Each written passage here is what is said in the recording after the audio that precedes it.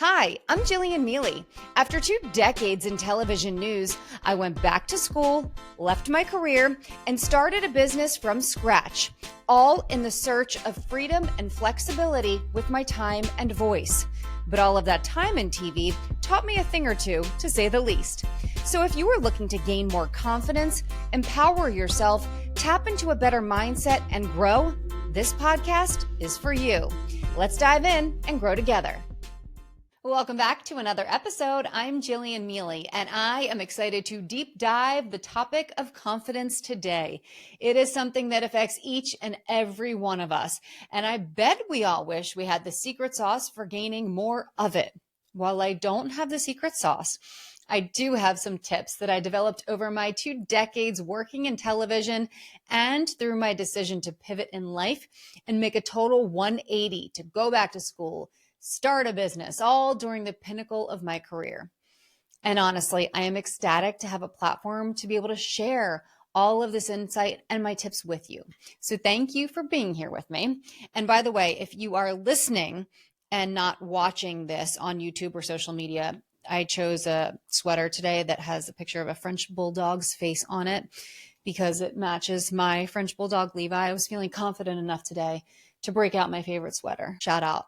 My friends, Marsha and Beth at Encounter Boutique. Thank you so much for sending me the sweater. I love it. Okay. I also, by the way, asked you to send in your questions on Instagram about confidence, and so many of you did. So your questions, like these that I will give you in a second, will be driving this show. Some of them include, how do you have confidence when other voices in the room are just loud or overpowering? Great question. Another one is, how do you present with confidence and prepare with confidence? And then I got this question. Did you struggle with confidence early in your career? I will get to those questions and so many more. Like I said, I am excited to have this conversation, and I'm excited to make you a part of it through your questions. To start, I have a theory about confidence that I thought about when I was preparing for this topic and doing some reflections of my own. I was writing down notes, as I always do for all episodes, when I outline and prep, and I came up with this thought of the arc of confidence.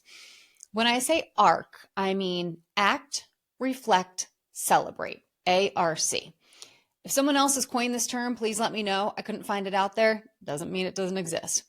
I'll explain my thoughts about the arc of confidence, starting with A, act. You have to take action to become confident at anything. It is truly the first step. You can't gain confidence on a tennis court, as an example, if you don't first step foot onto that court and put that racket in your hands. You can't become confident speaking if you don't first take the action to prepare a speech and step onto that stage. You have to take action if you want to build confidence in anything. You can't think that you will be a great golfer and then try to hit a golf ball for the first time and expect to automatically hit a great shot. Trust me, I would love to do that each and every time. Everything we do requires some kind of action for us to get good at it. It's why the phrase practice makes perfect exists. I want to tell you about the first time I was ever on live television. Let's rewind to 2005, Presque Isle, Maine. I was hired as a weekend sports anchor and weekday news reporter, and I had no clue what I was doing, by the way. I was on set in the studio going live on television for the very first time. There was about a minute or so to go until the news anchor came to me for sports. Nervous, practically shaking, sort of blacking out. I hear a voice in my ear from the control room reminding me to use the foot pedal to control the teleprompter.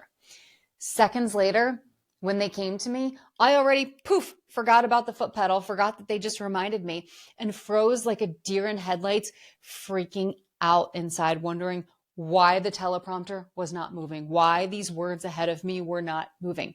The pedal, I hear in my ear. I jumped into action, found the foot pedal under the desk, and went on with my report. I am not kidding when I say I don't remember anything beyond that. I remember freezing. I remember being panicked. I remember hearing them say, pedal, pedal. I remember scurrying to look for it. I don't remember anything else. But I can tell you this much. I never forgot about that foot pedal ever again. That's why in most cases, traditionally, TV journalists have their first few jobs in small markets to make those mistakes where you don't have a massive audience, to get in the reps and really start to hone your craft so that when you get to larger markets, you aren't so green. Like anything, if you don't take the action to get in the reps, you will not improve. So that's the A for act. From there is the R, reflect. Once the action is taken, you have to reflect on your performance. This is a step that many people miss because they either want to put it behind them or they get busy and move on to the next thing. Reflecting on what we could have done differently or what did work well is crucial to improving our performance for the next time. For the first few years of being on television, I'm not kidding, I would not watch myself back. I refused. I hated the sound of my voice and the way I looked. Start to finish, I hated it all. Eventually, I started to watch back shows and immediately saw immense improvement in my performance when I started doing that. We are our own biggest critics. And when we see things we don't like or think about ways we can improve, we immediately get better because we're so aware of improving. Okay, last is the C, celebrate. When we recognize the things we liked or didn't like, we should take the time to celebrate the wins and the areas that we learned from, the growth spots, if you will. Patting ourselves on the back for a job well done is not a bad thing. In fact, I think we should do more of it. Additionally, patting ourselves on the back for recognizing areas of improvement and choosing to grow is also not a bad thing. And I think we should appreciate that as well. So to answer one of your questions, this one from Dave reading quote, are people born with confidence or is it curated? I kind of believe in the mix of two. I do believe it is curated. I believe we build it and we can intentionally build it because I view confidence as a skill since it is something that is within our control and that we can always work on. And I look at this arc of confidence as a way to recognize and acknowledge each step along the way. I do, though, I think it's important to note, think some confidence comes naturally. In an episode last year, I gave the idea about being a kid and being fearless and trying new things. As an example, when I was young, I was riding my bike with no hands. I'm like, oh, look at me, no hands. I was not afraid to try it, but I did crash my bike into a telephone pole when I did it.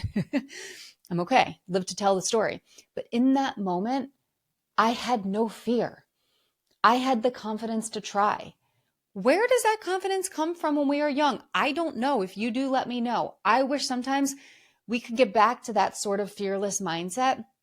But overall, I do believe our lived experiences provide the groundwork for the confidence that we continue to build throughout our lives. To another one of your questions, and this one reads, quote, how to continue to build confidence when you've been at the same job for years? Okay, this to me, and by the way, great question, is the repeat cycle that I referenced actually in the last episode when I talk about my favorite quote and how the meaning of it really changed me. Here it is. It's unattributed. You are given two choices each day, evolve or repeat. When you are in a cycle of repeating, and I was for a very long time, that's why I can speak to this, you're in a state of complacency. You're on repeat. You go to work, do the job, come home, the list goes on, do it all over again tomorrow and the day after that and the day after that. It's like a broken record. Why not ask for a new challenge? Ask for more responsibility, or better yet, work towards maybe a promotion down the line if that's what you want. Recognize that next growth spot and work towards it. There is always room to grow, but you have to take the action step to get into the discomfort to get to where you want to go ultimately. We can't always wait for things to be handed to us. Sometimes we have to go out and get them or ask for them or work towards them, at least be willing to have that conversation. We have to recognize that we're ready for a new challenge and act on it. Remember that arc that I mentioned at the beginning. It begins with action. It's also worth mentioning that you can do other things outside of work to build up your confidence and then run on that momentum. Trying something like yoga, which if you were with me the last few episodes in the last few months, you know is something I tried in 2024 for the first time. It gave me immense confidence once I was able to sort of work through those first few months. Pick something else up, anything that works for you, cooking, tennis, some other hobby, sewing, literally anything, and just start doing it. The more you do it and the more you succeed, the better you will feel. But you have to be the one to choose these things. So much of this is about awareness, which we get from reflecting. Caitlin asks, quote, how to have confidence when other voices in the room are just loud or overpowering? Okay, Caitlin, I really love this question because I have a lot of experience on the set of live television shows, honestly. Chemistry with your co-anchor is really important in the sense that it's what makes a good team. It's the ability to look at each other and know when the other person has a thought or wants to interject.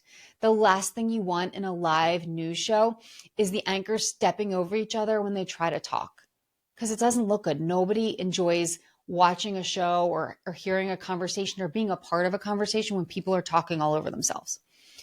I've anchored shows with people who constantly chime in, and then it's hard as the other person to get in a word. I've worked with others, though, who get it, and you get each other, and you give the room for all voices to be included. Needless to say, I do have a lot of experience with this topic, and I referenced this a bit in the last episode when I was talking about the quietest people in the room, sometimes intriguing me the most anyway. And not quiet as in being nervous, sitting in that corner alone, but quiet as in being very active in the conversation because they are intently listening.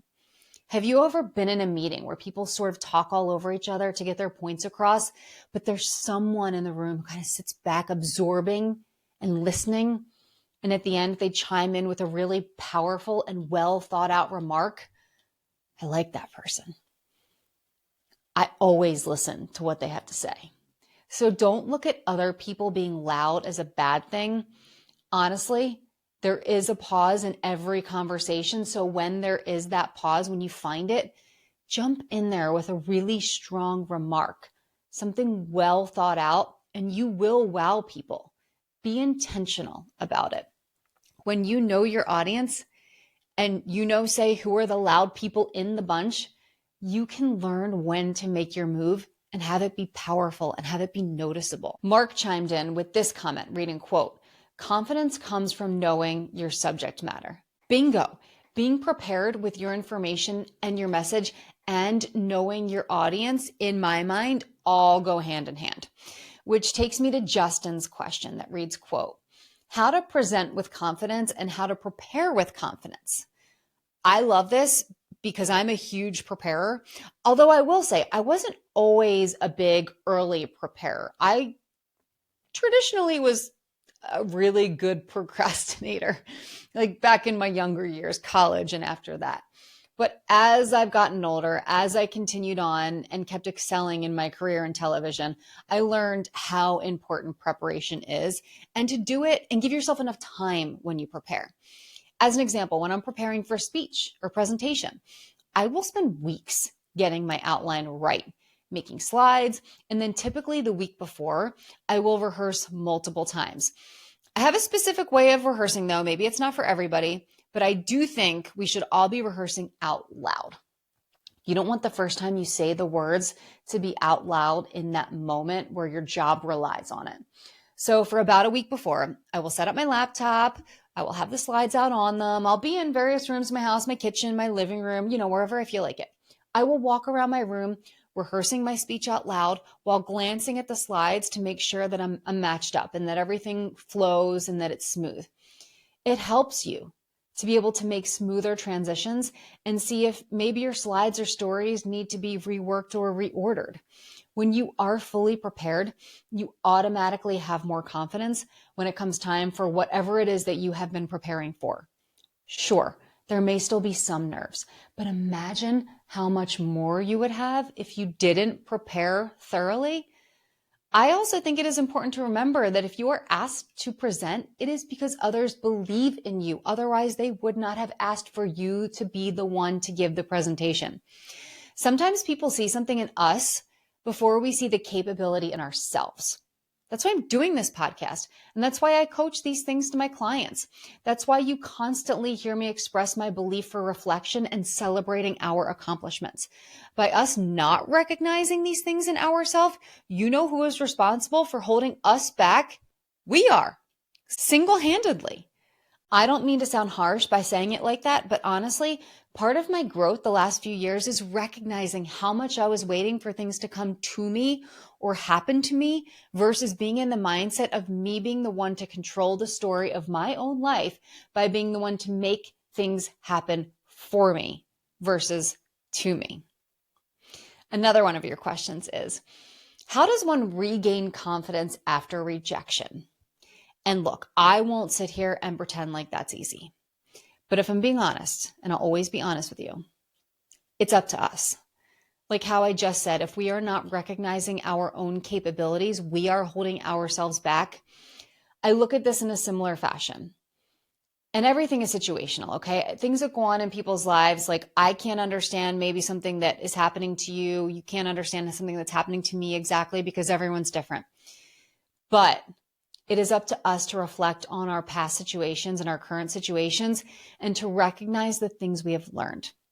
When we can recognize what we've learned, we can grow from it. And the more we grow, the more confidence we have. It starts with awareness and reflection. As an example, if I didn't conduct an interview to my standards and I beat myself up over it after, I have. I mean, like mentally beat myself up over some things I've done in my career, especially early on. I think everyone goes through that. But I look at how I could have done it differently, how I could have done it better. And then next time, I do it better. I put that into action, whatever that is that I've learned, and I do it better. But if I didn't do the reflecting, my action wouldn't have changed. In fact, David asks, did you struggle with confidence early in your career? Yes, a big yes. I did.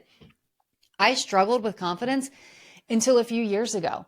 I know it's easy to look at people on TV with the hair, the makeup, the wardrobe, and a seemingly shiny, glamorous life, and to think that there's no way that they could even lack confidence. But guess what? Everybody does. I had to learn to see in myself what others would tell me they saw in me. I had to learn how to challenge myself, to do a lot of self-reflection and to celebrate those wins. You hear me talk about celebrating our wins because I think it is so important. We can't only recognize the fears, rejections, and failures or missteps. If we do that and only that, gosh, we are living a super negative life. We have to celebrate every small win and be proud of our accomplishments. We have earned that right. It's kind of crazy to admit that even when I was on national television, I struggled with confidence at times. I put so much pressure on myself to get things right always, especially when it comes to journalism, especially with what was going on when I was working nationally, 2020, election, COVID, just everything. I took my responsibilities as a journalist very seriously and constantly beat myself up if I didn't think I performed at my absolute best. I did learn to shake a lot of that off when I stayed true to myself and to my values, which is why you also hear me talk about the importance of authenticity. But I think I became truly the most confident when I experienced a leader who undervalued me and my experience. I knew what I brought to the table. And when you are in a situation like that, you face reality real quick. And it really forced me to look at all my credentials and qualifications and stand up for myself. That's also why I'm doing this podcast and having these conversations and being so open about this, including my personal insight, because I want people to find their confidence long before I did, long before being faced with a situation where you feel you are being undervalued. I think it is so important that we all unlock our confidence so that we can show up as our best every single day, not just for everyone else around us, but for ourselves as well. I think that's really important. Okay, your next comment. Rod chimed in saying confidence is, quote, difficult to gain, easily lost. Okay, Rod, I will agree with your first point about it being difficult to gain because it is a skill that we have to train ourselves to recognize and work on, at least in my mind. You've heard me talk about this in the past that I think, maybe we have a little bit of it naturally, but I think over time in our lives, we're continually building it through all of our lived experiences. I will counter your second point about it being easily lost. I think confidence is only easily lost if we allow it to get lost. And to me, it's all about mindset. I know that situationally, it can be extremely difficult to maintain confidence when you have been knocked down. We've all been there. But this is how I view it these days. If I fail miserably at something, I have a choice to beat myself up over it and shatter my confidence, or I can reflect, learn from it, and grow. In my life these days, it's as simple as that, but it was not always that way. In an earlier episode, I talk about the growth mindset that I've adopted in recent years and how much it has changed my way of thinking and my life. If you haven't already, would love for you to listen to that episode and give me some of your feedback. Small mindset shifts can make a huge difference. They really can. Okay, next up, I have a question that reads, how do you come across as confident and not cocky with an important meeting or new relationship? Another great question. And to me, this comes down to really two big things: preparation and audience awareness. When you are properly and fully prepared, you ooze confidence, but oozing too much of it so that it comes across as cocky is something you have to, kind of keep yourself checked on that, keep yourself grounded. Self-awareness solves that problem, I think. But audience awareness is also such an important aspect of this. When you know your audience, and you should, by the way, be prepping for your audience, you can tailor your message then and how you deliver it. If you know your audience, you know what stories you can tell, if they can take the jokes, if they like the jokes. You know if you need to get right down to the point or if they have a quiet demeanor. When you know your audience, you prepare for that. And when you have prepared for the audience, you will meet the moment in the right manner and the right tone. The exciting thing to me, anyway, is that we can control this. We can build confidence, always strive for more, and continue to work on it. There is so much in life that is outside of our control that when you realize how much you can control something like your confidence, it really does become easier. As I mentioned earlier, I got tired of waiting around for things to happen to me. Hard truth, for the most part, people care about themselves. We get so bogged down sometimes in this mindset that, oh, people are looking at us or they're judging us. When, okay, maybe they are. But if they are, it's momentary. Thoughts are rapidly in and out of our brains when it comes to others because truthfully, we have too much going on in our own lives to dedicate the time and space to everyone else in that capacity. So when we think, oh, I wonder what they're thinking about this or that, guess what? They probably aren't. And if they are, it's probably fleeting anyway. The less time you spend worrying about everyone else is the more time you have to spend on your arc of confidence. Yay. I hope you enjoyed this episode. Thank you for sending in your questions, by the way, and your comments. I didn't get to all of them. I will save the rest for a future episode. Also, shout out to my friends Marsha and Beth from Encounter Boutique because they gifted me this amazing sweater that has the face of a French bulldog on it because you guys know how much I love my French bulldog, Levi. Okay. In fact, I want to bring him up here so that he can say hello. And for those of you who are listening and not just watching, the king has entered the conversation and is giving a nice paw wave with the assistance of mom moving his paw up and down.